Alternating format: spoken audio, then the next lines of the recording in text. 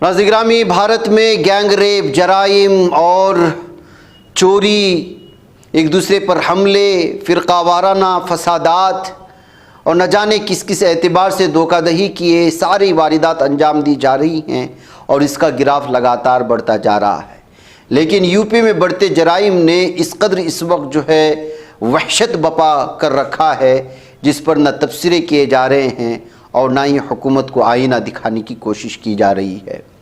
ऐसा एक और भयानक वारदात सामने आई है कि जिसमें एक माजूर खातून के साथ न सिर्फ गैंग रेप हुआ है बल्कि वो एक ऐसी बस्ती में ख़ुद की जान बचाती हुई भागती हुई पाई गई हैं या सीसीटीवी कैमरे में उसकी वो वीडियो जो क़ैद हो चुकी थी वायरल हो रही है, जिसमें जिस रास्ते से वो भाग रही थी वो कोई मामूली रास्ता नहीं था। उसके करीब में डीएम की, एसपी की जो है घर थे, रिहाइश गाहें थी बलरामपुर में। जी हाँ नाज़रीन, बलरामपुर यूपी उत्तर प्रदेश का ये इलाका, 22 साला खातून और भागने का ये मंज़र और उसके पीछे रेपिस्ट, इसने इस वक्त हंगामा मचा रखा है। और इस वीडियो से अंदाज़ा लगा सकते हैं कि किस कदर भयानक है कि जो है बहादुरपुर पुलिस आउटपोस्ट देहात की कोतवाली एरिया में पीर के रात में पेश आने वाला ये मामला है।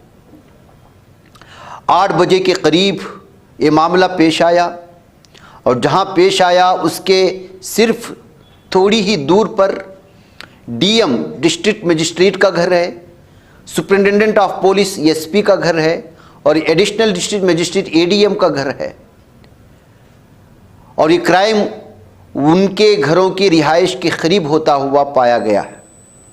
जब से ये वीडियो इस वक्त वायरल हुई, जगह का और रिहाइश का सारी तफसीलात सामने आई तो यूपी में होने वाले इन जराइम पर और फिर किस तरह जराइम पेशा लोग खुलेआम इस वक्त ये दरिंदगी करते हुए नज़र आ रहे हैं, उसको लेकर के यहाँ की हुकूमत को, यहाँ की पुलिस निज़ाम को और भी दीगर चीज़ों को तनकीद के ज़द में लिया जा रहा है। इस सिलसिले में यहाँ की पुलिस ने क्या बयान दिया है उसको आप सुने और मुझे इजाज़त दें।